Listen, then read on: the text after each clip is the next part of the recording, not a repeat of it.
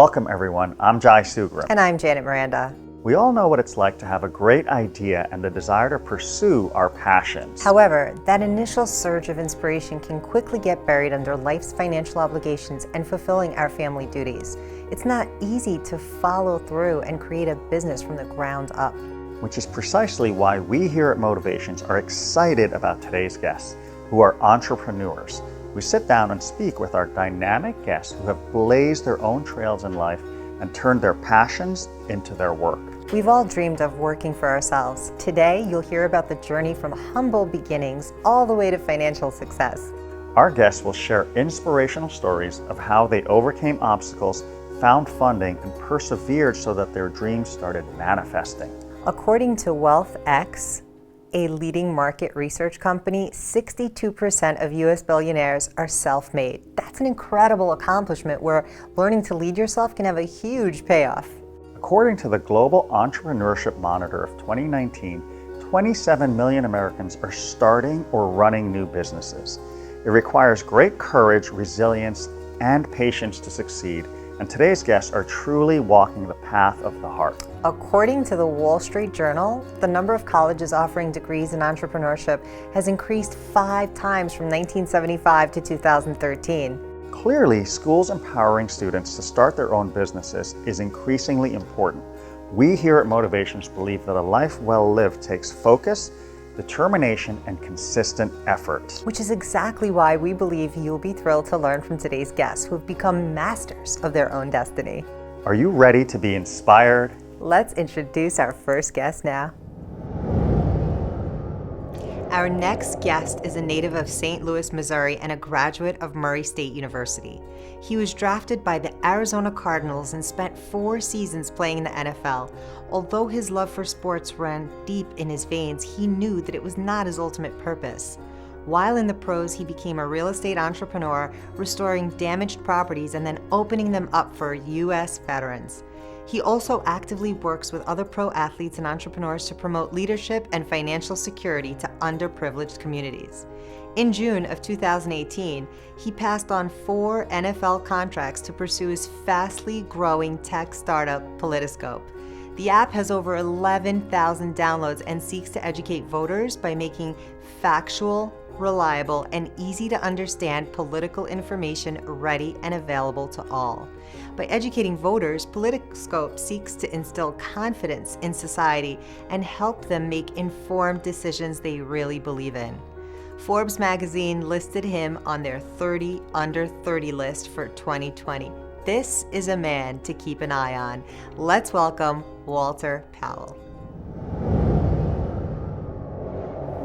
Welcome everyone, I'm Jai Sugrim, and today I have the pleasure to sit down with Walter Powell. Walter, welcome to the show. Thank you for having me. Yeah, we're excited that you're here. And Walter has a really interesting story. He has lived and is stepping into 2 dreams that a lot of young men out there envision in their mind. Walter, tell us about realizing your first ambition, which was to make it to the NFL. What was that like to finally get on squad and be part of the real big lights showtime?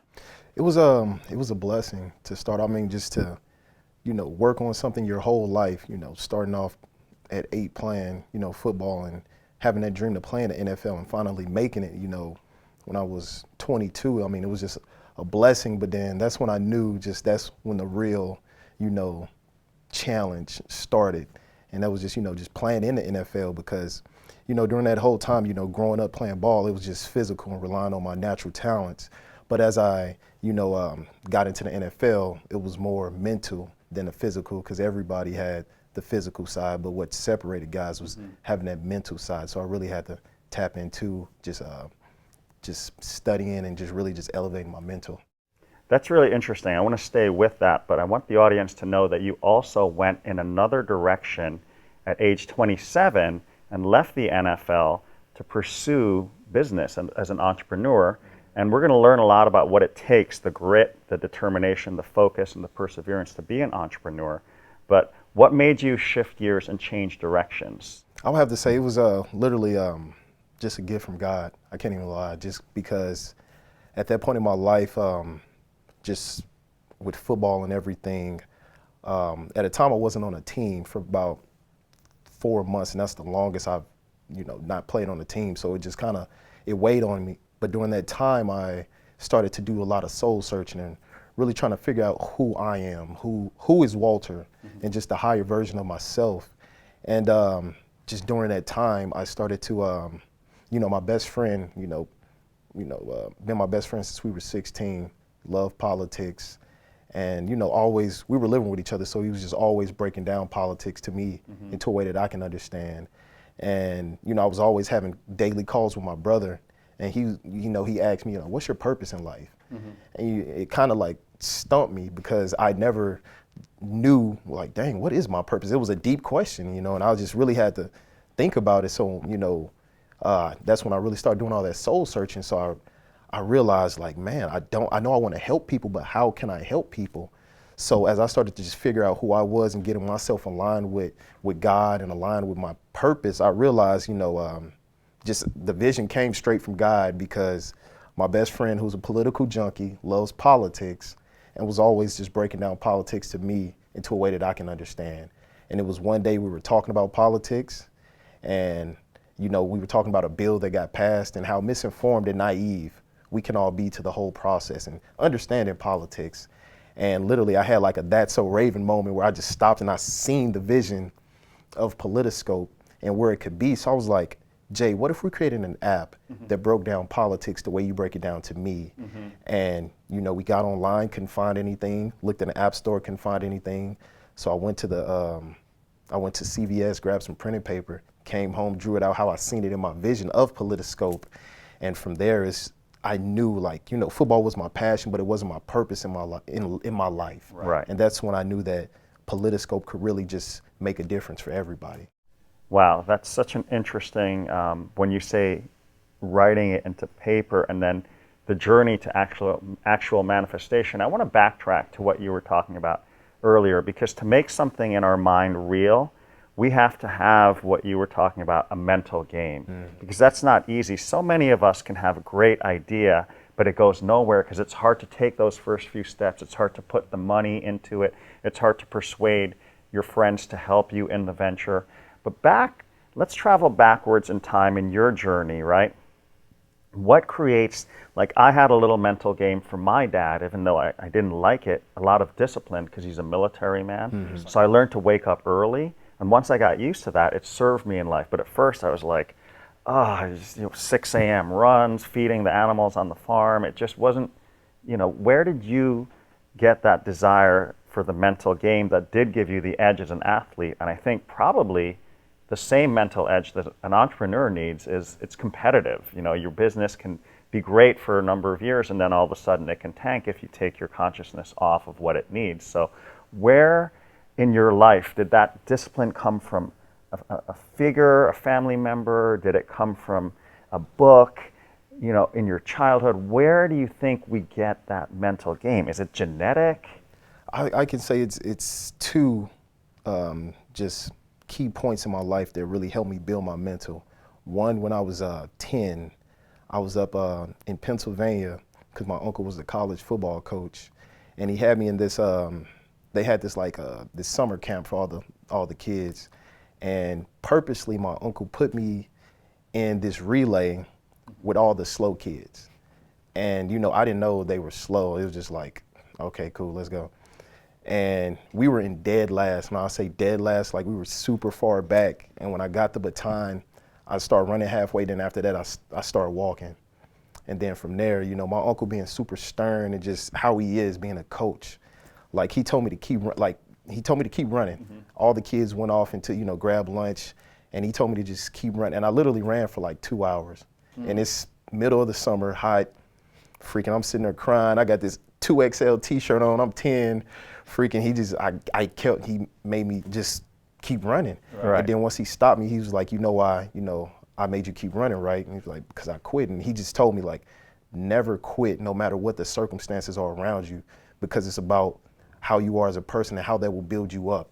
And from then on out, like, I never quit in my life. But then, like, once I got to college, like, when the mental really tapped in for me, is I started to watch videos Like I knew I love certain college football players, so I would like to watch their highlight tapes every morning because I get up every morning early too. But I watch these highlights of the same 5 players while, I'm sitting there doing my push-ups, and subconsciously their actions, their moves started to get embedded into my consciousness. And just like it felt like I took their moves out of the screen, and it was just I was starting to do these moves out of nowhere, and it was just like it just really took my game to another level, because tapping in outside of the physical and really tapping in on the mental side, it really helped elevate me and separate me, playing in college. It sounds like what you're saying is like, so people see bright lights, they see the success, but rarely do we connect to the backstory, like that 2-hour run that your uncle gave you. It anchored something in your mind that was medicine for many other challenges later. People don't see usually the unglamorous side of like waking up early. There are certain days that an athlete feels like doing nothing. They feel tired, but you might have to still train in a lesser intensity. But really, speak to kids out there that are trying to succeed. Maybe they don't have that figure like your uncle, but about the darkness and the loneliness of getting to do something even when it's not your best day. Like that's consistency. I think the champions are made through consistency. Anybody can train on a good day, right? But what's it like to really be self-reliant? That's what I think a leader taps into, is that when everyone else is out partying, sometimes you have to work on Politoscope. You have to have a business meeting. Maybe it's not the best night on the social scene. Friday night, you might have to have a business meeting. What about those times in the life of an entrepreneur and a pro athlete? I feel like the times when you're not in the limelight is when you make the best magic. And that's what kind of leads into the limelight and really magnifies what you do behind closed doors. So for me, like just really the work I put in, like I said, I seen it at a young age and really was able to separate myself. And by, of course, it takes a village to raise a kid. So I kind of learned a lot of stuff from my uncles, from my brother, from my mom being a single mother. But just, I used to just sit and watch and listen, and I always used to learn from people's mistakes instead of repeating the same thing they did. Like just learning from other people's mistakes. That's key to life, because if you know not to go certain directions, like you're just better off, and you just can elevate, and just being able to just do stuff that kids weren't used to doing. And I was always different, going against the grain with everything. Like even now, even as a kid, I knew I was meant to do more than just football. And I knew that, that was just the environment I was in. So I was, able to excel in the environment, but I knew deep down I was meant to do more, but I didn't know exactly what, until all those pieces kind of just fell into place. But it's all about just how you just, it's kind of hard because everybody's life is different, but it's all about just what do you want for your life? What do you want for your family? What do you want to just, how do you want to be remembered at the end of the day? And I kind of took that lightly. I took that to heart as a kid. How did I want to be remembered? Because like I said, I was just made different. So my mom always said, just, it's something different about you. And it's just, it's important to realize that if you go with the grain, you may not achieve anything great. You need to hit that pause button. And sometimes when we're with ourselves, insight can drop in. I'm curious about, you're in a leadership position at a young age. Did that come naturally to delegate, to be at serious meetings? You're on major networks, or did you have some growing pains with the leadership part, at a young age? I feel like it was definitely growing pains, because you see for me, I've seen a lot of just figures, a lot of leaders in my life. So I did a lot of following, but it came a point where it's like, it was time for me. I was in, just a group of people where it was time for me to lead, because they were looking to me to lead. So it was just like kind of just stepping into it and owning it. Because sometimes some people just don't want to be leaders. Sometimes they just want to sit back and just be with the crowd. But it's just that voice in your head is like, it's telling you like, it's time. This is your time to step forward and lead, however that may be. But it's like being a leader. It just I mean, you got leaders and you got followers, but I mean, when you feeling deep down inside that you must say something, must do something, you just got to listen to that voice in your head and just do it. And from there, I mean, shoot, sky's the limit. Yeah, I think great leaders, in order to have that command in your voice, you have to be able to lead yourself. And that goes back to like getting a jump on the day, waking up early. Where do you think you get your work ethic from? You know, that internal drive. An entrepreneur is one who is self-motivated, someone that is a visionary, like you guys putting this on paper. You're connecting the dots with Jackson's expertise, and you're connecting the dots with an insight that you have. But you have to have something in there. Did you have a model that was for someone that was really driven? I would have to say just my older brother, just because he played in the NFL. He was a college star. He was everything I wanted to be. So I always had that chip on my shoulder because I wasn't as fast as him. I wasn't, the best athlete, but one thing I did, I worked my butt off. And that's what really separated me from other people, was working harder, going that extra mile, just doing them extra routes.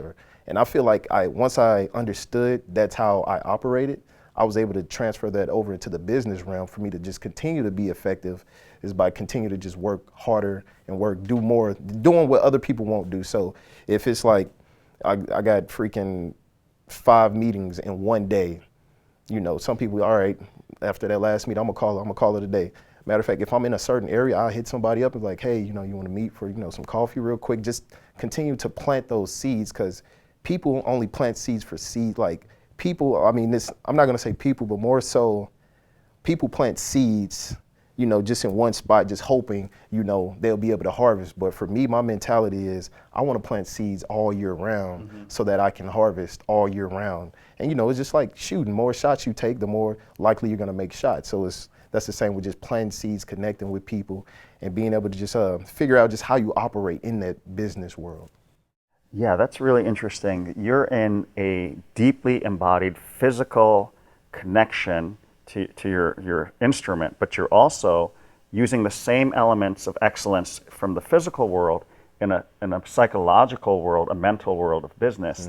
And I know you and I are both passionate about high levels of performance, and this is characterized in society. Scientists would call this a flow state. It's like when Michael Jordan's in the zone and every shot he throws up just keeps sinking, the bucket looks this big, he is performing at his best. And as an athlete, you know how to trigger that, and I'd love for you to talk to kids out there that are coming up in sports and they're also focused on their academic life. Like, what are the elements of flow from just using your body, using your breath? How do you trigger flow? And then when you're like at a business meeting, how can you try to hook into that again so that when you're in flow, you don't have to think, you just know what to do. It's almost like time dilates, and it's a hyper reality, but it's a state of excellence that I think many, many people in society are capable of, that only a few tap. Yeah. So can you tell us like what you do to get into that flow, and when you're in it, how it works through your body, and then how do you bring it to business? So from the physical standpoint, tapping into the flow, it takes repetition. Okay. It takes studying. It takes, like, coming from a football perspective or just an athlete's perspective, studying your opponent. If you understand, and then on top of that, if you understand fully what you need to do to be effective. So for me, like, especially in college, because I was just in the flow OD in college, like it just didn't make no sense. But what I did, I studied my opponent a lot, but at the same time, I ran 100 routes. Like I used to run, like after practice, I used to run 100 routes after practice, whatever route I needs to work on. And that's extra work that the coach didn't require you doing. Yeah. Okay. So I did more just because I knew what it took to tap in. So running those 100 routes, studying my opponent, studying body movement, studying if I catch the ball right here, I know he's going to come down right here, so I'm going to turn this way. And it's like once you start to tap in and calculate stuff at a certain level, then it's like it just slows down. So once I got into the game and I caught a pass, I caught a quick screen, I know where everybody's flowing. So I know got the patterns hyper calibrated from the repetition. And then everything just out of nowhere, it starts to slow down.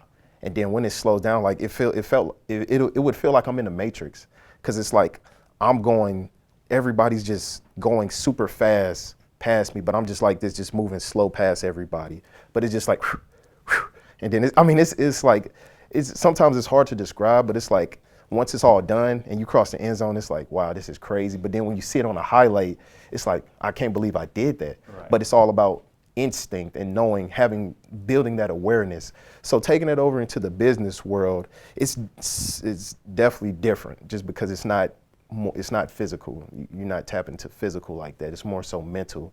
But just being able to understand who I'm meeting with, being able to see just certain things that trigger them, as far as how to talk to them, for certain ways just to go about the conversation to get whatever's desired, the desired outcome. More so, everything's coming pure of heart, never just, trying to get something. More so is just understanding the person and being able to connect on another level, to be able to elevate it from a business to a relationship type of standpoint, and just really just connect on another level. What I heard there from both, the correlate underneath both of those worlds in sports and business, was preparation. You prepared, you studied who you were having the meeting with, you studied all the possible patterns of running the play, and when you're there, you can surrender to what is required of the moment, because it can be unpredictable, and you need to be on your feet, and that's what flow does, is it puts us in the present moment, and so much can come from the present moment. And I think in today's world, like with Politoscope, the work you and Jackson are doing is to try to clear away. We live in the age of misinformation, right? And it's like we can get so turned off by politics because there's so many channels giving different points of view on the same subject that it's confusing to the mind. You guys are distilling it for us and making it in a way that we can have dialogue. Like, can I, even if I didn't vote for Trump and my neighbor voted for Trump, rather than attack my neighbor at this time, I don't think the planet needs more division and more vituperation and hurling statements back and forth. If there can be a way to have dialogue with someone who's very different from you, that's really crucial right now. So how do you guys think what you're doing can create that dialogue, and what is your take when you meet someone who has opposing views as you?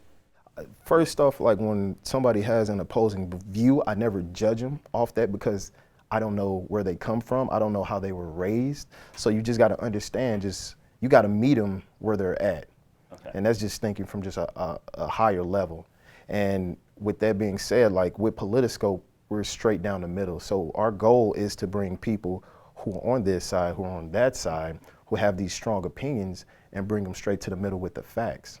And being able to come to the table and have, a good conversation without having so much emotion and having so much hatred behind it, and just understanding like where their point is, because who knows, like it may be something you may agree with on, how certain views, but at the same time it's like you just got to understand like this is the facts, and that's what it is. And if you don't like the facts, then there's something wrong with you then, because this is what it is. And that's what Politoscope is. It's a player profile app for politicians that breaks down and explains every bill a politician votes for or against in a layman's terms. So just showing all that objective media, being able to track polls, track elections. You can donate to politicians, you can register to vote, you can see all their tweets, you can call them off the app, and just really just bringing a platform to where it's just information based and not so biased. Because I feel like when it's biased, that's where you can feed on emotions. And with this, it's just straight facts, emotionless, and you just love it for what it is. And we can look at the facts and make decisions that where a unity, we are one people, we are sharing one planet, and it's a time where as resources start dwindling like clean water, we need to solve these problems together rather than have more wars over resources. One thing that's fascinated me with you, I've met you about a year ago, and I know that spirituality is a part of your life, and most young people feel shy about talking about God and their spiritual practices. But I believe that if you look at this body, we're young and healthy now, but one day this body, no matter how much working out we do, this body is subject to time. It's subject to decay. It's subject to injuries. I've healed a few injuries in here. And you identify yourself with something more than your body, even though you're at the peak of your youth and your physical presence that hasn't declined. If you're comfortable sharing with our audience the power of that identification and how it motivates you, because as an entrepreneur, there are days where you're doubting, is the money going to come in? Are we going to reach our projected numbers for 2020? And you have to face that doubt. But if you're facing it with just your mind and you're facing it with your body, I think that's just a part of you. If you have faith, the power of faith, or if you see yourself as a person that's truly a spiritual being, you can overcome those voices of doubts. Because even people don't understand that even the top performers have doubts. They think they just see the highlight reel, and it's like, no, that guy was wondering if he'd get on stage tonight. He was anxious, like, you know. So how do you feel yourself as a spiritual being, and how do you let that guide your actions as a businessman? So for me, I feel like if you know, I feel like for everybody, people should understand this. Like, God did not put us on this earth to not be successful. And when you just understand that as a person and just how you're moving in life, it's like no matter what you're facing, like, yo, I'm my back against the wall right now, but I know I'm gonna get through this because God did not put me on this earth to not be successful. You know what I'm saying? And at the end of the day, it's like, once you know God, you know yourself. And once you know yourself, you know your purpose. And everything just becomes clearer to you, and everything just starts to fall into place once you understand who you truly are and that you're connected to the source. So once you understand that, no matter what trials and tribulations, especially in business, because stuff happens every day. Like, that's just what it is, just from the mental, like, it just happens. You know, you have ups and downs, but you got to understand that, like, that's a part of life. Life isn't supposed to be perfect, because if it was perfect, what's the point of living? We have to experience all emotions to have that experience. And I feel like if you're not, you have to experience it all to truly live, so that you can appreciate life and appreciate the people around you, just to the fullest. What I'm curious, though, is you and I know that truth, right? So for me, I wake up and I clean myself, I have a tea, and I meditate to bring me back to that point. And then maybe later I'll do a yoga or a run. But I feel like if I do that in the morning, I can remember that truth, even if something crappy happens during my day. Do you go to church? Do you pray? Do you meditate? For kids listening at home who are intrigued by your mental process, what is the thing that you do to anchor your mind to this spiritual reality, to motivate you? Like if you know there's a disruption in the business plan, what do you do? So repetition is always key. And I'm finna tell you guys a secret, just to keep, just so that you can just always have that mental anchor on whatever you go through in life. Just having that spiritual protection, that spiritual understanding that you can always get through it. So in the morning, like I was telling Janet, in the morning, I get up 5 a.m. Sometimes if I'm feeling myself, I get up at 4:30. But I get up in the morning, I pray for 10 to 15 minutes. Whoever you're praying to is always just, it's detrimental to have that relationship, that spiritual relationship. So I pray for 15 to 20 minutes. Then from there, I meditate anywhere from 15 to 20 minutes. Then from there, I read affirmations. My affirmations are, I am. Like, so I am confident, I am successful, I am going to scale Politoscope. I am a positive thinker, literally just embedding those I ams in my head every morning, every day. And then from there, I read my daily devotional. And then from there, I get on my Bible study call. But I feel like I'm OCD, like that. I can't leave the house without that protection, because it's so much negative energy just in this world. As soon as you step out the house, and as soon as you wake up, like, it's all this negativity that just flows into you, and you don't know where it's coming from. And that's why you just need that spiritual protection and understand yourself, and being able to constantly build yourself up throughout the day to just be protected. That's an incredible sequence. Like, I can just imagine how that habit forming thing is going on, so that you're internally positioned. When we're internally positioned, we can choose how to respond to the world rather than seeing the world as coming at us. It's kind of coming from us. And if we can choose a response other than anger and retaliation, that prayer, that meditation, those affirmations give space, because if someone attacks us and we come from our ego, it's like this, right? And it just creates friction. But if we can come from a breath, we can choose something other than the automated violent response, which I think culturally we're habituated to. If you watch the video games and the movies, your brain by 15 has seen like 30,000 murders, just that, and it's just you feel like this. And that's why that's the main thing. It's like just for everybody, we have to kill pride and ego, because that's what really holds us back from just moving forward.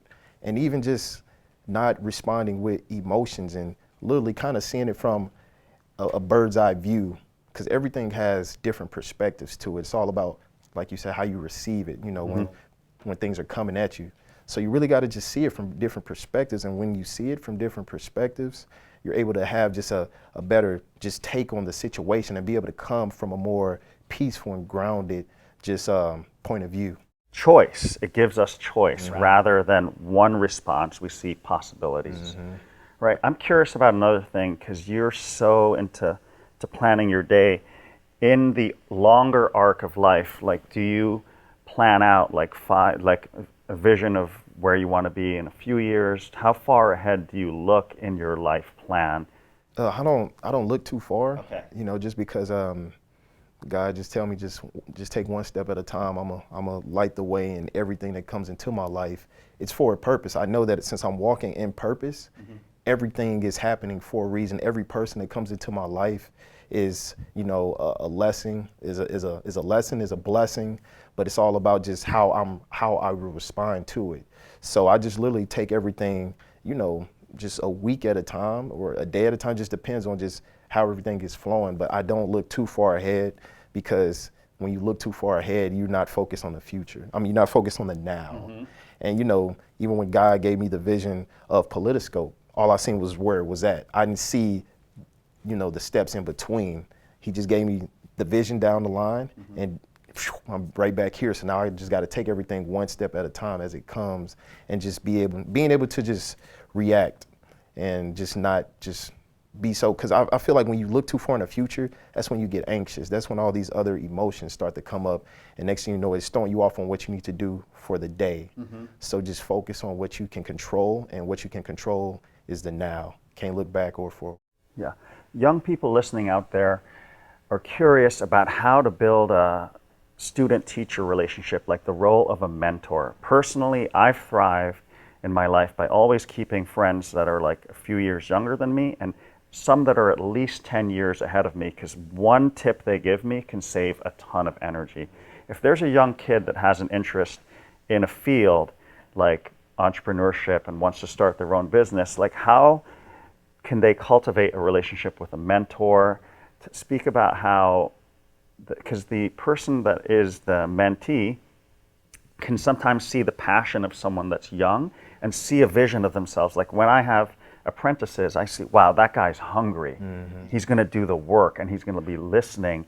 And in a way, I'm projecting myself in the future by lending my time and energy. And it's this beautiful energetic circle and reciprocal nature to it that is just heartfelt. But how does someone make that connection?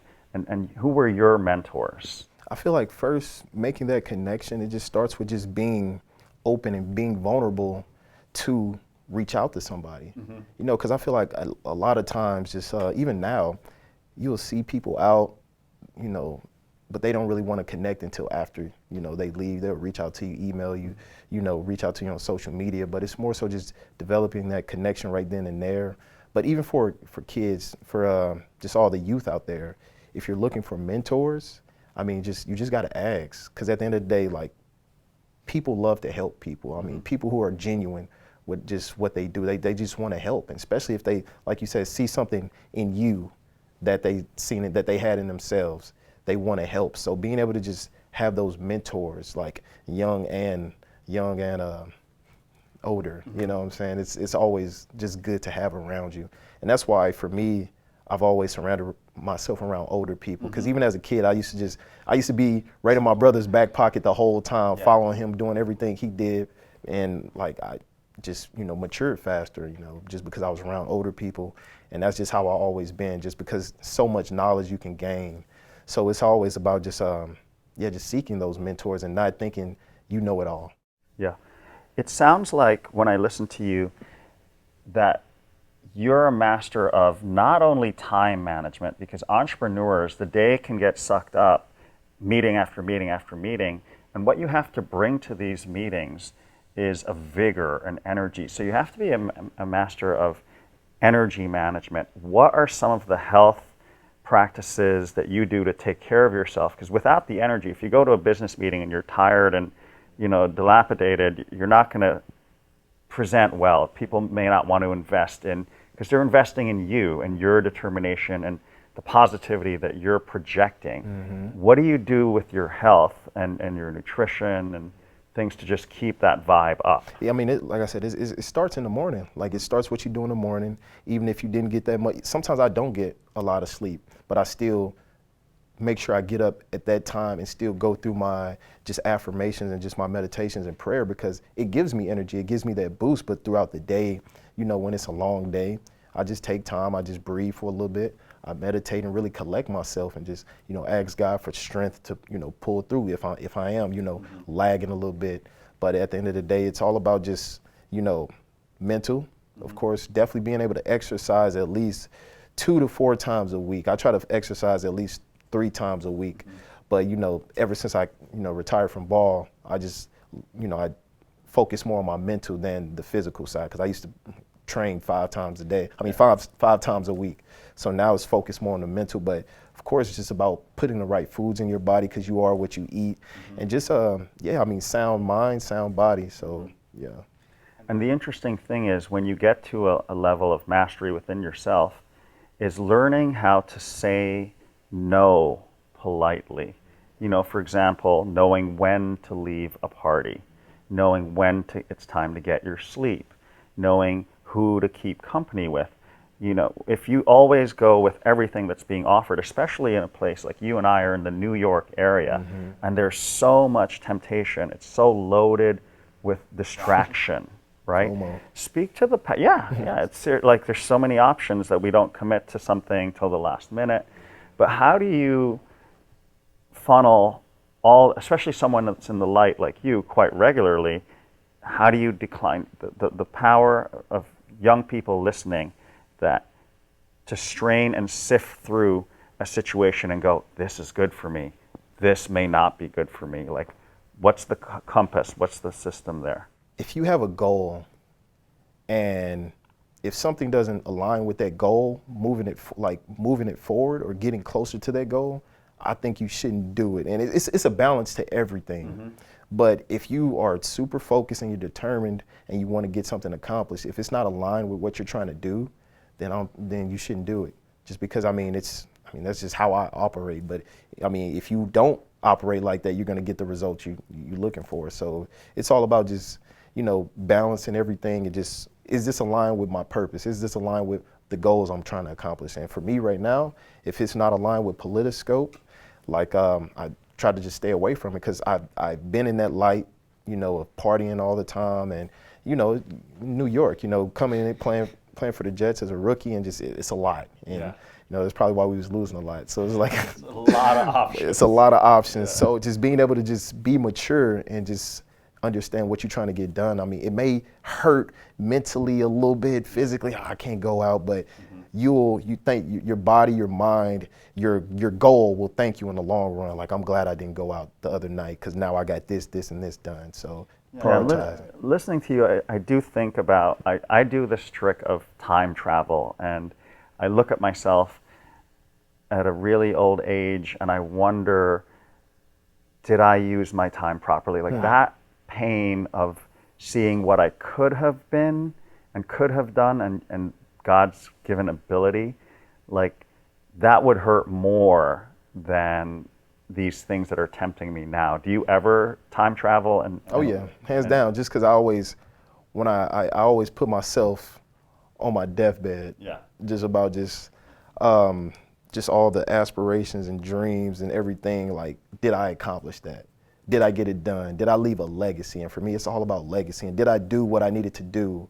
Because I don't want to have any regrets when it's all said and done. I just want to go peacefully and just, you know, let it be. But just being able to just shoot forward just for a split second to understand, like, you don't want to have that turmoil, you know, leading into, you know, the next life, you feel me? So just being able to just understand, like, yo, there's no better time than now, because, like, the body is, you know, every day, as soon as we're born, we're dying. And that's crazy, like, if you realize that. So why not take advantage of that time that you can go out and connect and build whatever you're trying to build while you still got, you know, the able body to do it.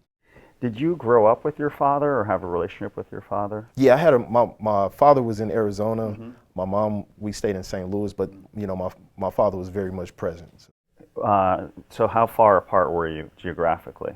I mean, shoot, St. Louis, Arizona, I mean, that's like 14 hours. 14 hours, right? It's a nice little drive. I'm asking this because as we wrap up here, I worked for 2 years at a high school with a lot of kids that didn't have a connection to their father.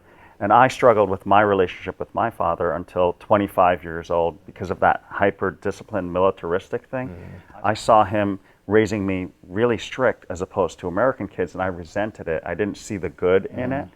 And, you know, I think you and I should talk a little bit about the power of men supporting each other. And I think we're like trained to be hyper-masculine and not open up.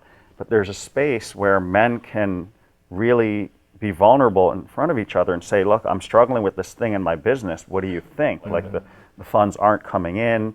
You know, we need each other, but we're taught to kind of clam up and that's not cool to open up to one another. And to me, that is a valuable space that young kids can learn, is to lean on each other and open up about their challenges, especially like if you don't have a father there all the time that you can lean on. And that's where a man's body gets a certain food, a nourishment from another man's body.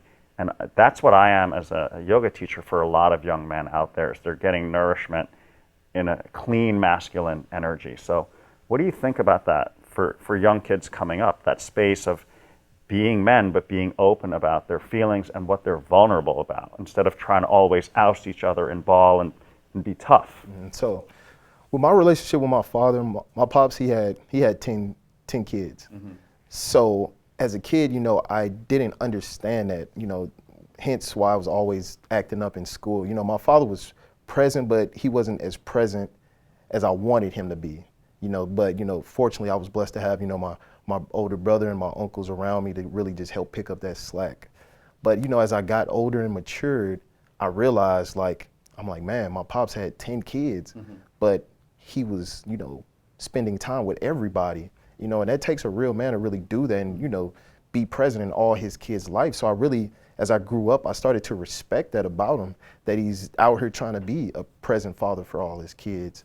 So for me, that just took me growing up a little bit and understanding the situation he in and not looking at it from a selfish point of view, because we always look at things from that I perspective, when it's not, when you got to just understand every situation, what's leading to this situation.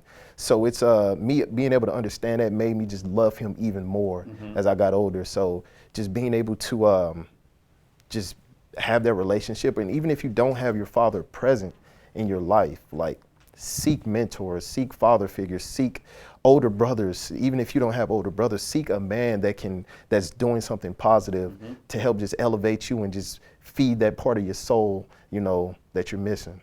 Yeah, that's extremely powerful. Walter, thank you so much for sitting down with us, Thank you. giving us so much real information. And, you know, your personal journey is something that can lift a lot of people up out there. Thank you for coming on the show. Thank you for having me. Yeah.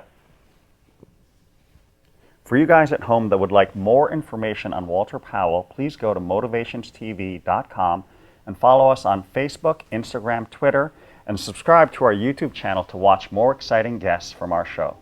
Thank you. Our next guest is Grammy-winning legendary hip-hop music producer who got his start working with Big Daddy Kane and Miles Davis, and went on to become affiliated with Bad Boy Records in the label's early years.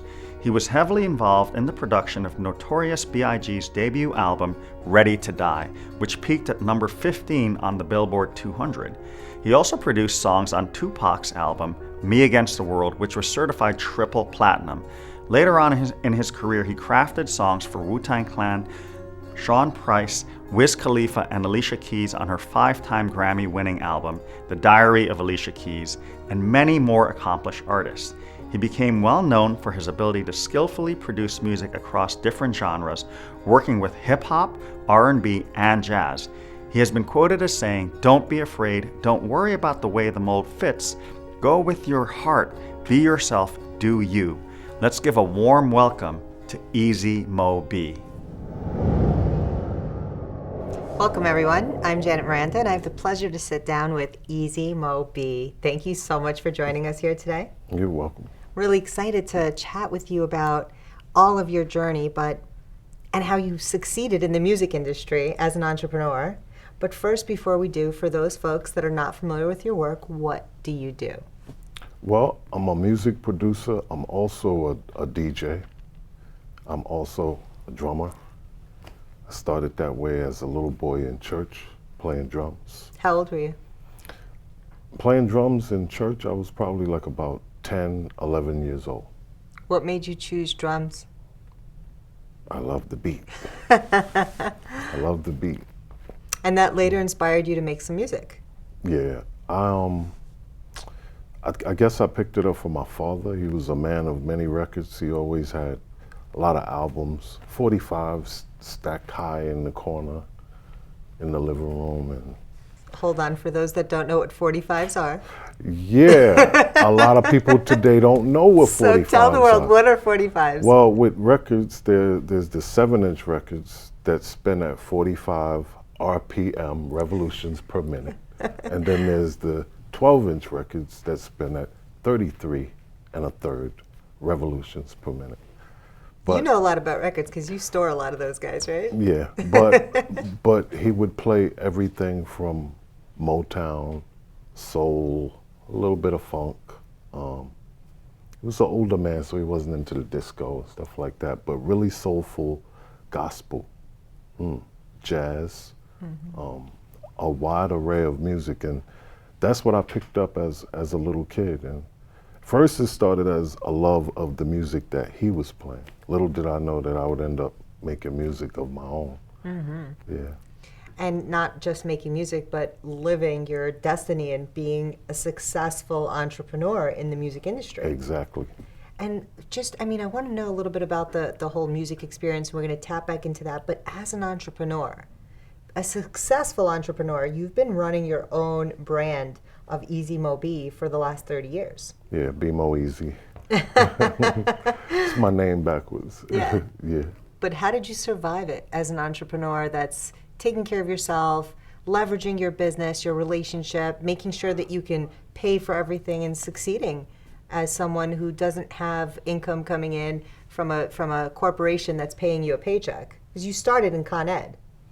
Yeah, yeah. And it was a heartbreak. I remember the day, February 1st, 1990, when I resigned and I walked off the job. And I actually asked my foreman, I was like, if it don't work out, could I come back? And he was like, yeah.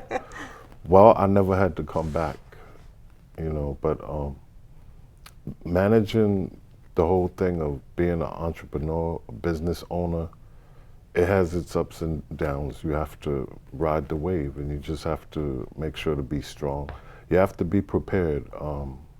For me, in my opinion, there's no options. There's no options, in other words, in terms of quitting. I always looked at it like straight ahead. And what makes it easy is music is something that I love. So, you don't picture finding music hard. Somebody that works a 9 to 5, they're like, oh, you don't got nothing to worry about. It's just music. But no, it's a lot deeper than music. It's business, managing your finances, things like copyright, publishing, getting up and getting there on time, like I got here today early on time. Something is a big major accomplishment because there's so many meetings, so many schedules, so many places to go. And discipline. Yeah. So having that discipline every day to get up and go. Because Yeah. there's really nothing stopping you from just chilling for like 7 days and doing nothing. Yeah. Right? There's no boss over you that's telling you you have to arrive at work at this time, et cetera, et cetera. You're making your hours technically. You're making your business succeed based on your actions. Right. So if you don't work, you don't get money. Like James Brown said, you don't work, you don't eat. Very simple. So being in the music industry, your hours tend to vary, right? Yeah, it's never ever on a fixed schedule, never ever. So with that being said, how do you find balance in just being sane and just living a healthy lifestyle for yourself? A minute ago, I was going to touch on that, but I didn't want to interrupt you. You know, with the insertion of social media, the internet, we used to just have cell phones, and the cell phones didn't have the text feature, but now you got texting, email, social media. So people are always beep, beep, beep, beep, beep, beep, beep, and you got to manage it. So how do you manage it? I turn the notification beeper off. And that keeps you No, sane. but I'm constantly looking and checking, but I'm joking, but I'm serious because otherwise it would drive me crazy. But there comes a time when I get so aggravated, I just kind of smile and I'm like, you know what? You asked for this. You asked for this. Speaking of you asking for this, did you envision yourself being this legend?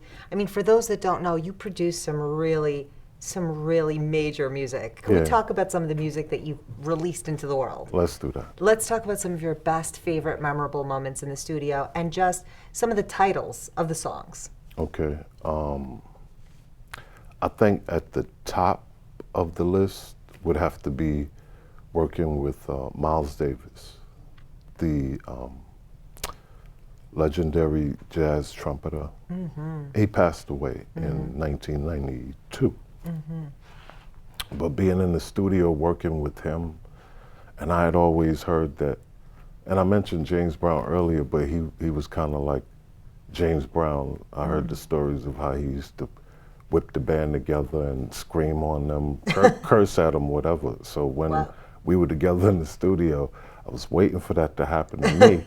But it never happened to me. He took a great liking to me. I consider that to be the highest on the top of everything that I've ever done. Even over Biggie, Tupac, Busta Rhymes, Alicia Keys. I mean, those are some really big Nothing names. personal, but yeah.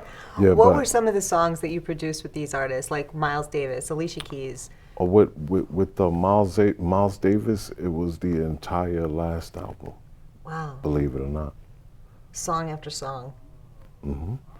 And what was your experience like with him in the studio? I mean, he's a legend, In the beginning, he was real formal and all about business, but towards the end, and this was the last time that I saw him, his girlfriend had came by the studio. I'm not looking at you because I'm like back in the room. That's And okay. I'm seeing it. Bring us back. His girlfriend came by and he had a couple of, his manager, a whole bunch of people in the studio, and that day he just seemed to let loose. We were recording out in the control room, me and the engineer, and you can look through like a glass over there, and that was the booth. And he was in there, he lifted his shirt up and he was... Did he have abs? Miles was in shape. Miles was in shape. Yeah, he did have abs. Yeah. And he was just in great spirits the very last time that I saw him. And believe it or not, I was glad that was the last way that I saw him. Because that was out of character for him. He was not the type to be laughing or joyful or anything like that. but you were meant to have that moment with him. Right. And speaking of meant to be, I mean, your journey with some of these other musicians, you just kind of fell into the meant to be, like your song about Cali. That was a meant to be situation, especially. You're talking about Notorious B.I.G. going back to Cali on his second album, Life After Death. Yeah. Tell us about that. Well, at the time, the East and West Coast thing was going on. And what's crazy is I always felt like I was placed in the middle because I worked with Biggie and I worked with Tupac together and separately. Separately and together while they were friends. Got the records done on Biggie, got the records done on Pac, and it seemed like seconds after, then they start doing this, like going at each other. I'm like, oh man. So by that time, it was time for recording of Biggie's second album. And I said, what can I do in a way sort of to try to like bring everybody back together in harmony, even if it's just get everybody on one accord with a beat or a song. And I had no idea that he was gonna title the song Going Back to Cali. So I did my research and I asked my manager at the time, my manager Carlos at the time, I said, in LA, in California, I said, what is that song? I said, in New York, like that one song in the block party and house parties that gets it jumping is Love Is the Message by MFSB. In California, in LA, what is that record? And he said, More Bounce to the Ounce by Zapp. So I said, I'm gonna use that because I could reach them. You know, that's like one of their favorite songs. So recorded the song, and Biggie had left to go out to LA. This is just before he left us. And so one of his friends from Junior Mafia walked into the deli right there at Fulton and Washington, not too far from here. In Brooklyn. And he saw me, he said, yo, what's up, Mo, what's going on? I said, you back home? He said, I came back, Biggie and them back out. He said, they're having so much fun out there. And this was in the midst of the East-West thing. So my thing is like, how could he be having so much fun? He said, he laced your joint, that beat. I was like, oh yeah?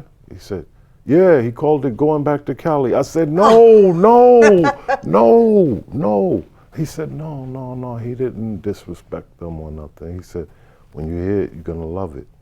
And when I heard it, it was, he titled it Going Back to Cali. I remember getting off the plane in LA. I had to make a trip out there. And the call car, a Lincoln that was taking me to the hotel, when I got in the car, he had the radio on. And the song came on. Oh, gratefulness. And Great. I was like, they playing it. So it worked. Even if just musically, just to get everybody on one accord, you know, I'm about peace, man, in any kind of way. And if we can do it through the music, yeah.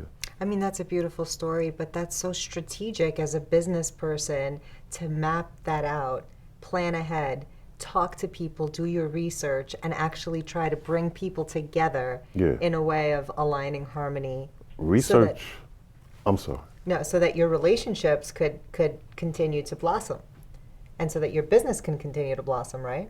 Yeah, research, I was gonna say, is really important. Like, before working with Miles Davis, I sat and I went through his catalog and just listened to the music, in addition to stuff that I already knew.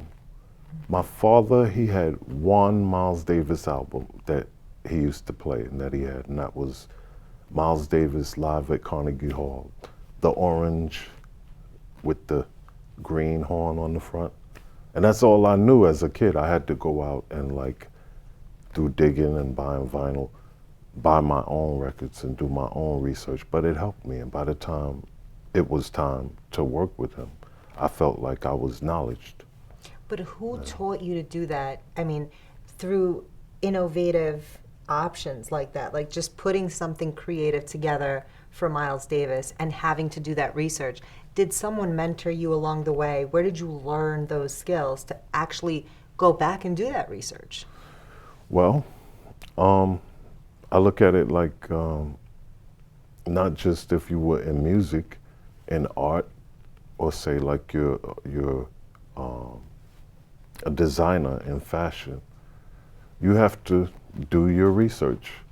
That kind of thing wouldn't be allowed, say like in the fashion world or the art world. You couldn't come into the fashion world and not know who Halston, Yves Saint Laurent, am I saying it right? You say that right. Any of the designers. If you came in and you didn't know who these people were, they would kick you out. So the same thing in the music business. What helped with me is I loved music from a little kid on up, just always buying, and I was always reading the records. I know we're in the downloading and the streaming era, but I always read the back of the album covers. I always wanted to know who's producing and the personnel, who played guitar, who played the drums and keyboards. And I use that as a way. A lot of times I'll buy an album, never heard it, and I look at the personnel. I say, who's playing? And they have Eric Gale on guitar, Bernard Purdy on drums, Joe Sample on keyboard. I say, yeah, buy that. That's gonna be good. I take it home, it's good. So you mapped out your strategy. Yeah. And how important is it to kind of know your audience, know who's listening to your music? Well, you can't make people love you and the music that you're making. The only thing you can do is just be your best. I would say also to try not to be a jerk. What does that mean? Not to be so plain and simple, but I'm very serious about that. Like, be likable, be decent, be upstanding. And I always tried to be that. But do you feel that some of your own spiritual practice helps you guide that? Oh yeah, something that was instilled in me at home from a young age, from the teachings of my mother and my father and their strong belief in God. That's embedded in me. That will never ever leave. And do you feel that maybe that helped you along your way, along your journey? Oh yeah, that's like 80% of me.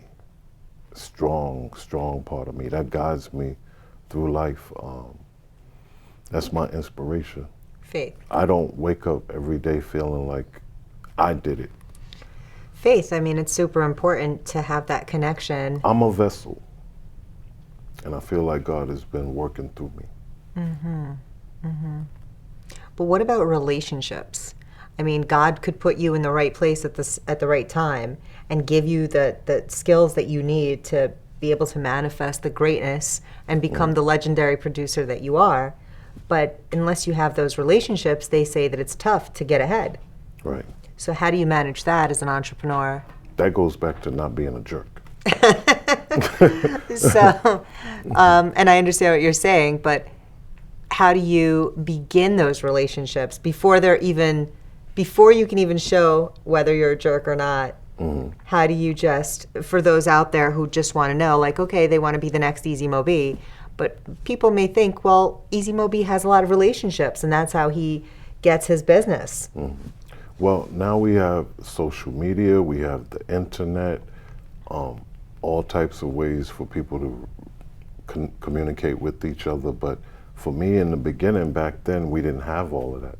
A lot of it was literal on foot, going to meetings, going to Sony and Columbia and Def Jam in Manhattan, having face-to-face meetings with people. And even when you don't have a meeting, just drop by.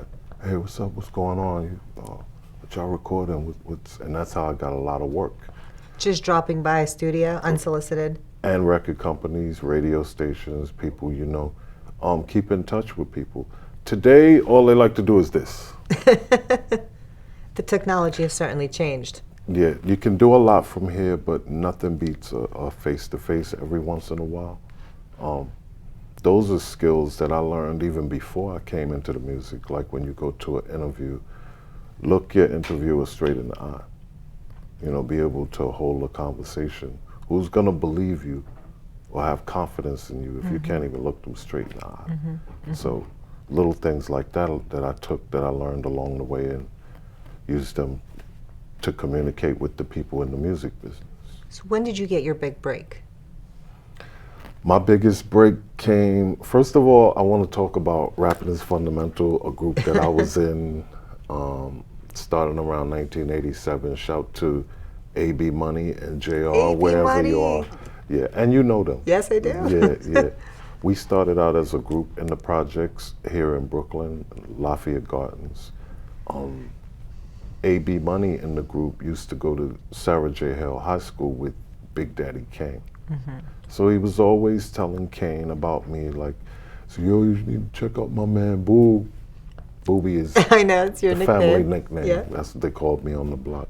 You need to check out Boob and his music, and Kane would like push him off, and finally, at the turn of the making for his second album, finally we met, and he's like, let me see what you got.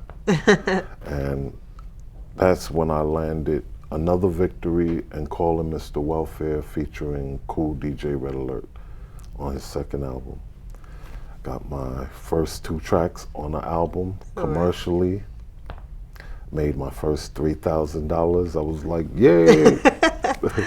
And then I took that $3,000, and $3,000 would be like an insult today. Well, back then, it's a lot of money. Yeah. But I tried to be smart. I took anybody else from the projects in Brooklyn would have took the $3,000 and went and bought like leather jackets, sneakers, even if you could have bought a used car with that money, whatever. I took that money, and they're not there on 48th Street in Manhattan anymore, but Sam Ash, I took the $3,000 and went straight to Sam Ash, and I bought a SP1200 sampling drum machine that I always wanted, that was gonna help me do the music, and I'm still using that machine to this day.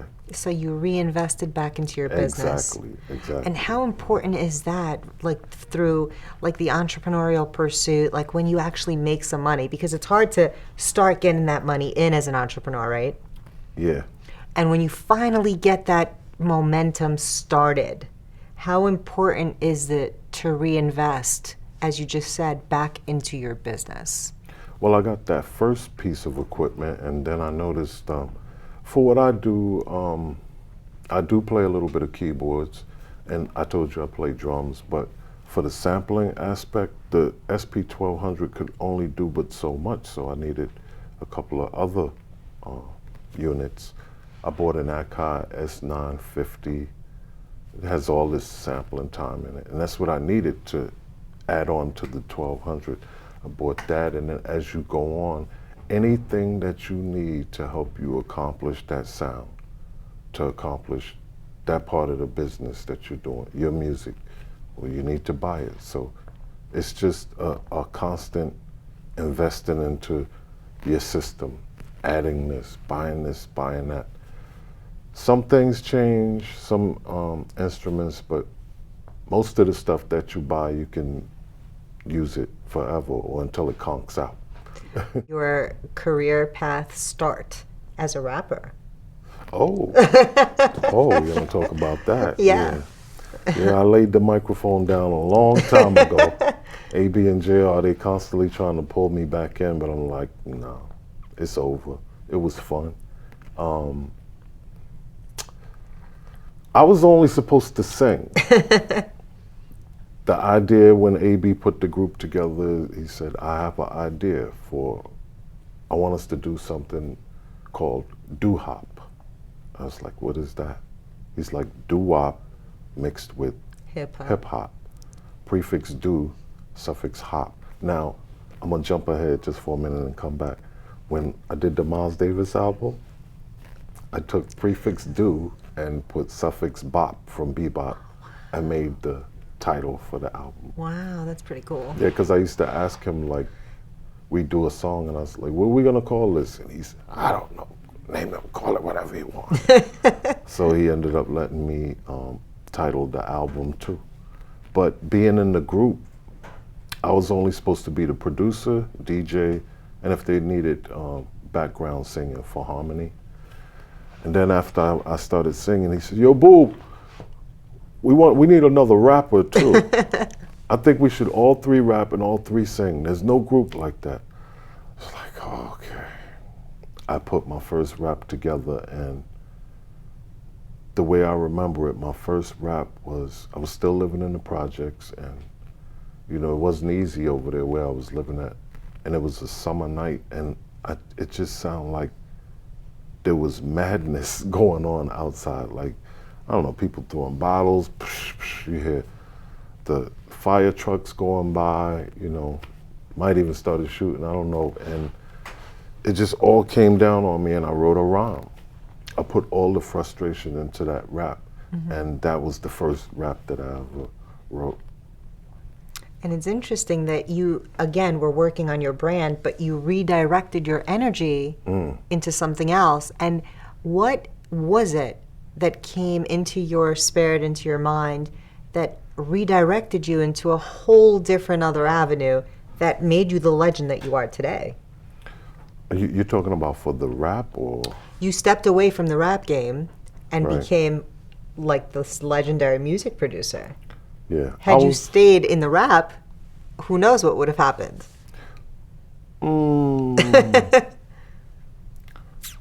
I always had more fun producing than rapping.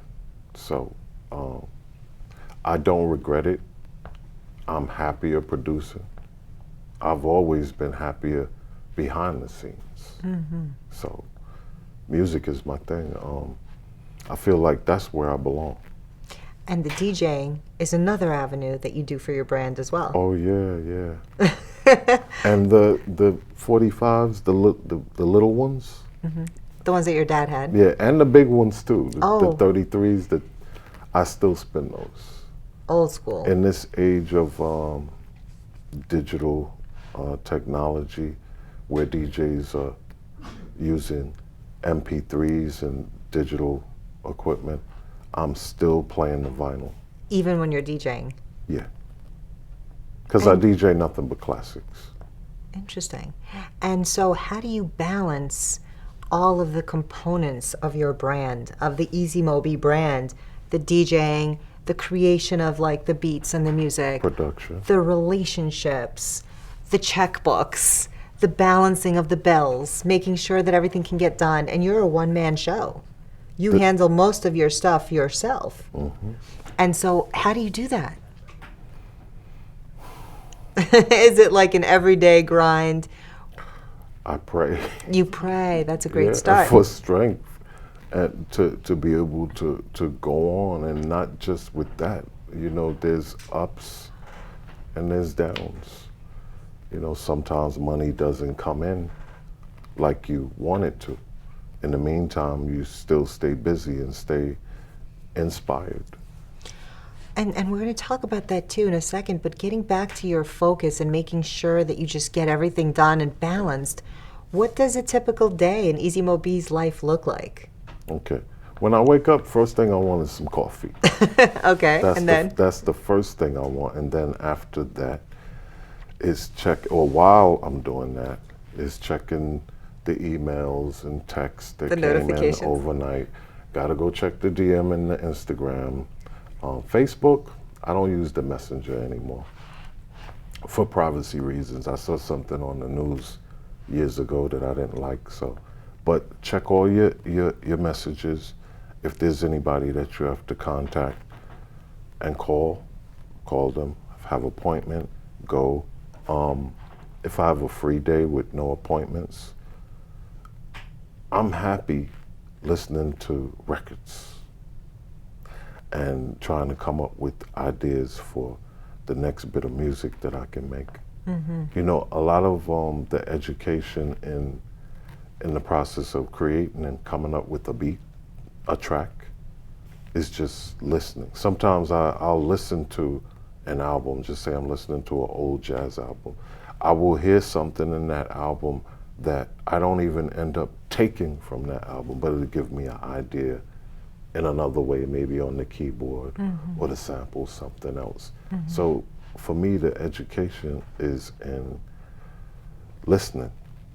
You know, I tell a lot of the younger producers that's coming up all the time, the biggest education in the music is just listening and scouring through the history of the music.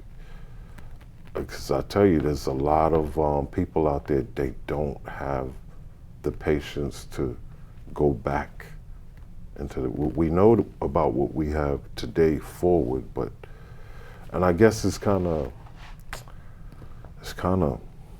frustrating. I wouldn't want to be young right now and coming into music, because I would feel like, okay, we don't even have to go as far back as ragtime and like Cab Calloway and that far back. But even if it's just back to like the mid to late 60s era of music, like post doo-wop, if I want to know all that I need to know about music, and I'm young and I just came in today, I would feel like, wow, I gotta go all the way back and study all that stuff. 40 years worth. No, 60 years worth. And then there's multi-genres. There's rock, jazz, hip-hop, soul, funk, disco. Lucky enough for me to be able to grow up through all of those different phases. It helps me. What were some of the things that inspired you, or some of the people that inspired you to go into the route that you went to? You're specializing in R&B and hip-hop. Other musicians. Isaac Hayes, as an artist and a producer. Barry White, as an artist and a producer.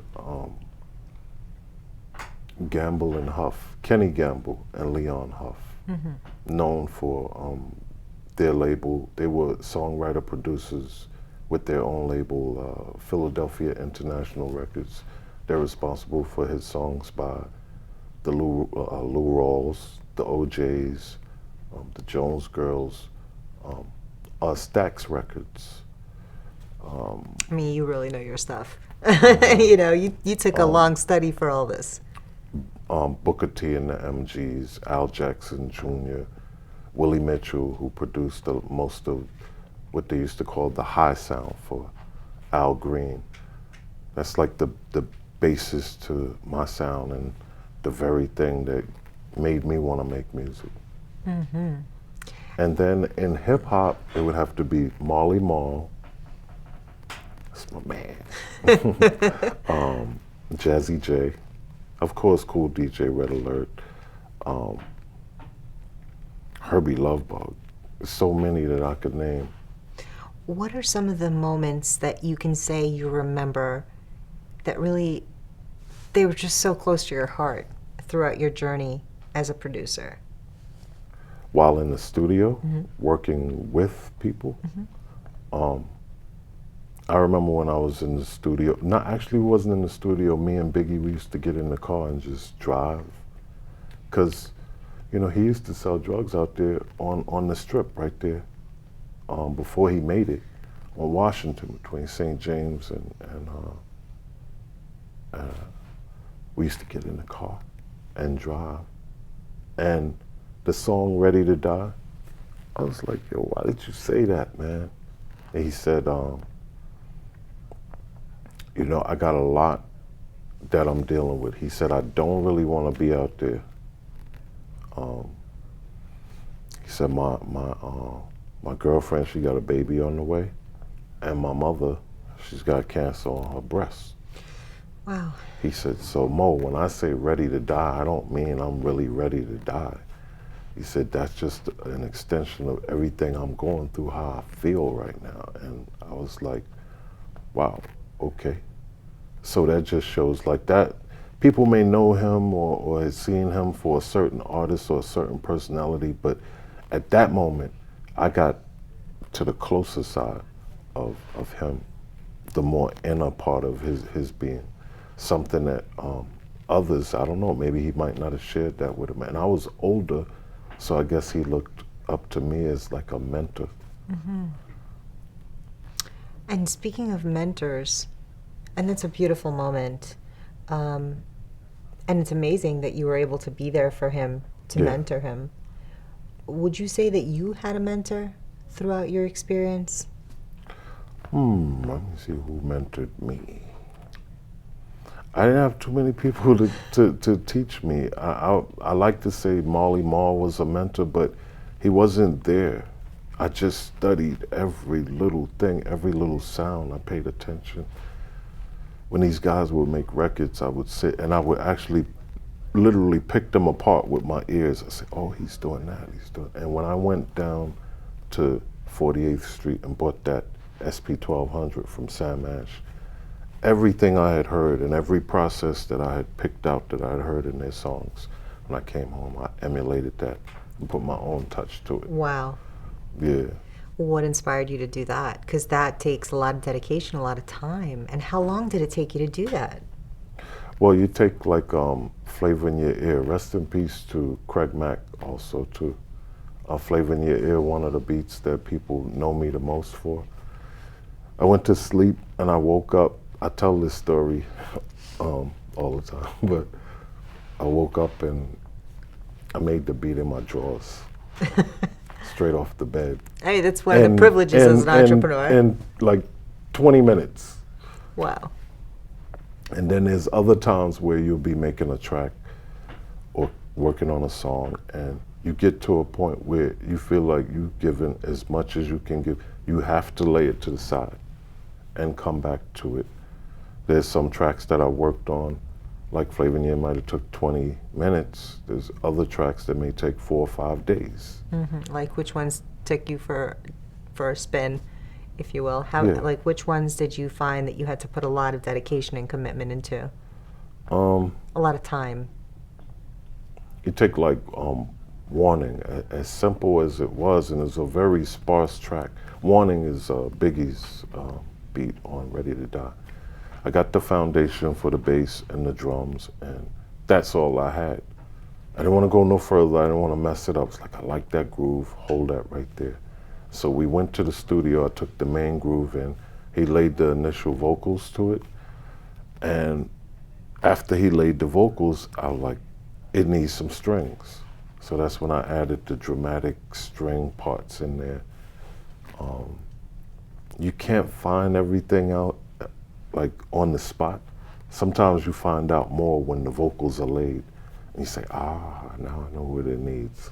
Speaking of these amazing records that you've made with some of these legendary artists, I understand you have a vault of secret music in your space of home.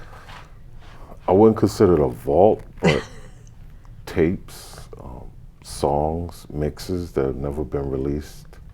There's a couple of things on Biggie, a couple of things on Tupac, some unreleased mixes on Miles Davis. What were some of the... Got some things. Well, how could we hear some of those things? Will we ever hear some of those things? Well, first of all, the estates would have to approve of it.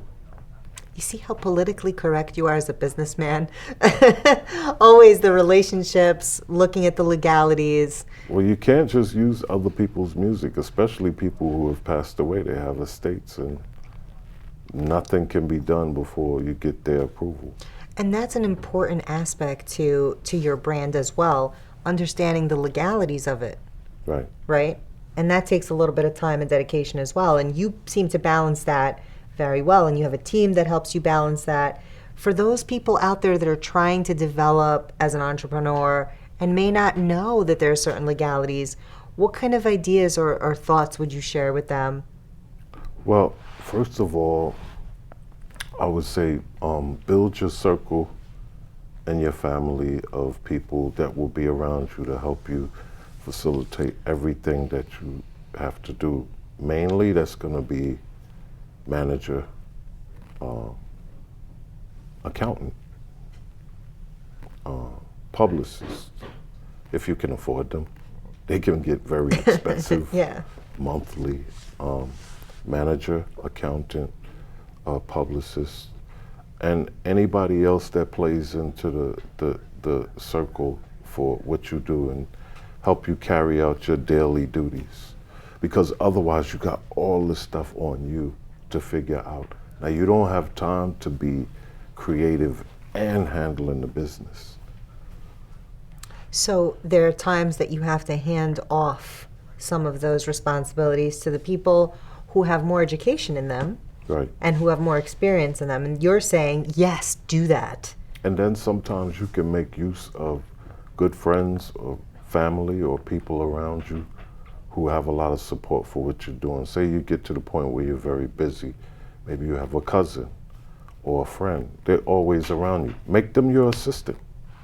Use your family and close friends as resources. That's a really smart idea. Why not, you know? And put them in because you like the energy, right? Yeah. Speaking of energy, how do you manage energy? When you get into a room, can you feel a vibe right away? And I know you're a very spiritual person. So when you walk into a room and there's a vibe of some sort, how do you manage that? How do you make it work to your benefit? I always learned, like, do nothing first. Watch. Watch. Don't jump in head first. Maybe there is a vibe in that room that will cause you to act, say, or do something in a certain way, but survey all that's around you first and always just remain calm. It's really good advice. The other advice that I think is really important is, how do you say no to people? Like, I'm sure there are artists that are knocking your door down to try to work with them, and you're very selective in who you work with. Right. What's your process like? How do you rule them out? And then for those that you're not interested in working with, what's the feedback that you provide? Honesty is the best policy. I remember I was in the studio with Heather Hunter, somebody who you would never ever expect to make a record. She decided to rap, and she's got some records that ended up becoming hip hop classics. Wow. One in particular she did with DJ Premier, but I remember we were in the studio in Unique. It's gone now. They tore that down in Times Square. Now they got the Paradise Club there and the hotel. Is that 47th Street? Right. She was rapping, and it wasn't good. It wasn't good? And I gave her my honesty. And she got so upset that she cried. How did you manage that? And it made me really, really fragile to the point where I was like, should you continue to be as honest like that with people? And I was just giving her my true critique about what I felt her rapping was. This is as far as like her cadence, how she was flowing on the beat. Anyway, years later, by the time she did the song with DJ Premier, I had seen her years later, and she said, you know, thank you for being really honest with me, because I never really told you. Yeah, it did hurt my feelings, it made me cry, but it made me better.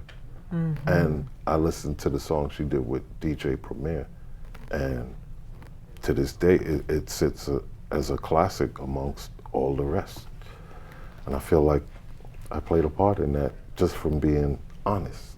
Yes, and the journey of being on the path with someone while they're becoming who they're becoming and discovering them as an artist and discovering them as a human being, the fact that you played a role in her life, making that change. I'm interested to know who, in your experience, has played that same type of role for you. Not anybody that I can remember offhand, like per se, but I remember making music and going back up to the labels and presenting it, and you're on your way up there and you're so happy, you think you got something, and they shoot you down. And like, nah, well, can you bring me something else? I'm not really feeling that. Ooh. And you got to take on this really, really tough skin, this shell on the outside. Not to say that you're not an emotional person, where you become like, I guess like, Detached. yeah, you can't get to that point, but you can't let people hurt you so much that you can't go back to the board, which is what I did, and redo it. Keep trying. What I'm trying to say is when I came in, people weren't nice to me. And when my stuff got shot down, I would go back and I would try again. How many times did you go back? I'd go back as many times as I had to.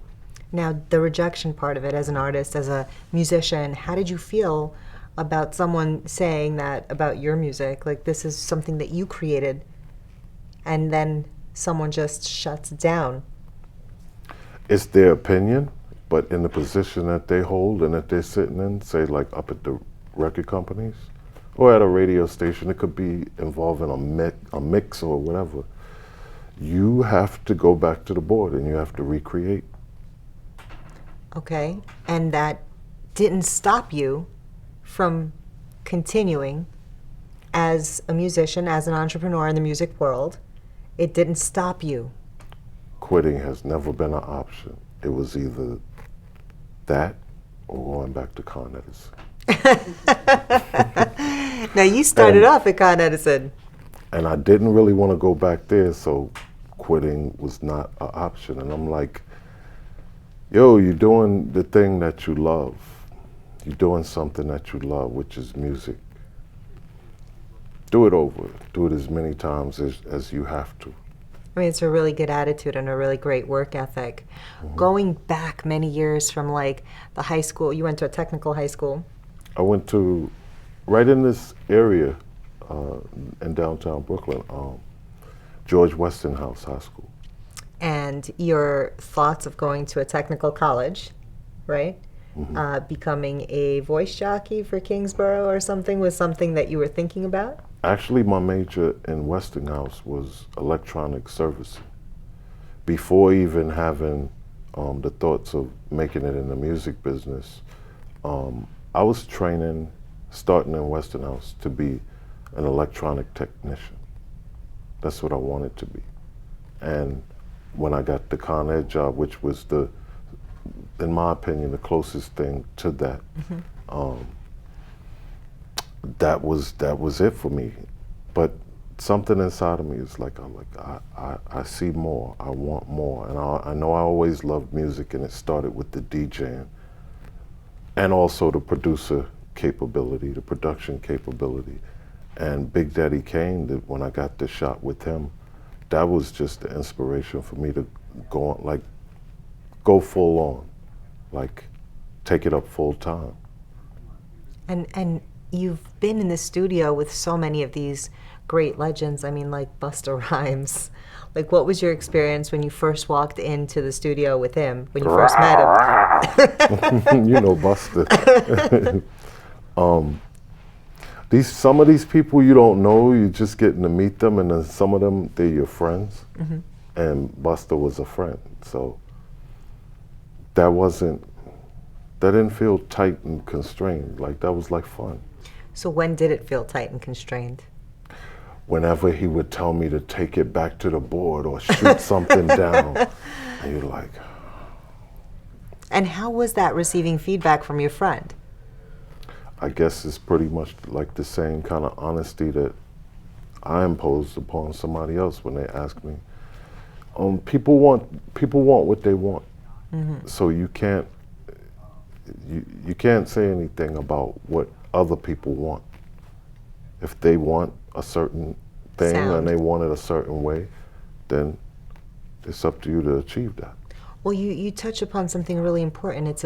You're basically a business of service.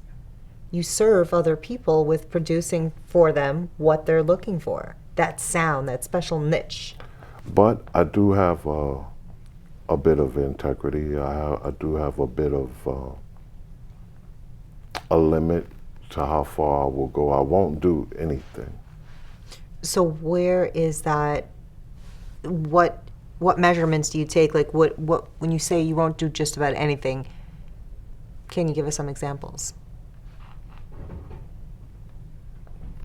I'm not really not really in love with a lot of the music right now. Not everything, not all of it. I won't say in particular any artist or genre, but let's just say, like, you can't get me to do anything, and I've always been that way. I consider myself a leader. I'm not a follower, and you can't just buy me. I do what makes me happy. I do what I feel like continues to add on to the legacy or the discography of what I've done so far, and I don't want to do things to mess that up or to destroy that. So I have a bit of integrity when it comes to that. So you're picky about the music that you continue to produce. Right. And artists that I work with. And artists that you work with. So if someone that you know, a friend of yours, comes into your studio and says, hey, Mo, you know, my friend over here is a great vocalist, great musician, and you hear them for the first time, you're not just letting, and you don't like them, you're not just letting the artist have that candid feedback, you're also sharing that feedback with the relationship that you have with whoever that friend is, right? Right. What's that experience like? As usual, I'm going to be very, very honest. And if I can, I'll offer constructive criticism. Maybe there are things in the voice. If it's a producer, maybe I'll make suggestions in the making of the track and the instruments or the mix, the arrangement. But at all times, I will always be honest. I mean, it's very important to have that integrity for yourself and for other people, because they build a respect for you to really give them, keep it real, right? And really give them honest, candid feedback. Bringing it back to honesty and your spirituality and how you were raised and what was embedded in you. Did someone give you that gift and say to you, hey, Mo, you know, if you want to succeed as an entrepreneur, keep it real with people? Or is that something that you picked up through your experience? I think I kind of learned to just always just be natural. Authentic. Yeah, be natural, be authentic, and just everything that you learned, everything that you that's dear to you about music, put that into it. Like coming here today for this interview, you know, because y'all have a contract that's like that's like a record deal. So you have all these requirements. You know, they want you to dress a certain way, and I was kind of nervous coming here, believe it or not. You nervous? Yeah. The legendary Easy Mo Beat? Yeah. Do you ever feel nervous? Yeah. Yeah, I do. And I know you wouldn't believe it, but coming here today, I was like, yo, they got so many requirements, and I'm reading the contract. It's like this thick. It's almost like a This is really good, honest feedback. I appreciate that. Yeah.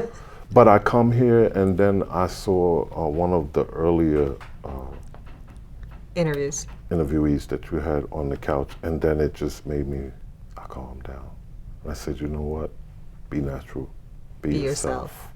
Yeah. Well, that's really key in developing any kind of music, but any kind of business as well, because you want to attract, you want to put out and attract back that same type of authentic vibe, right? You don't want to have a bunch of fake people around you. You want to make sure that you attract good, authentic relationships. Right.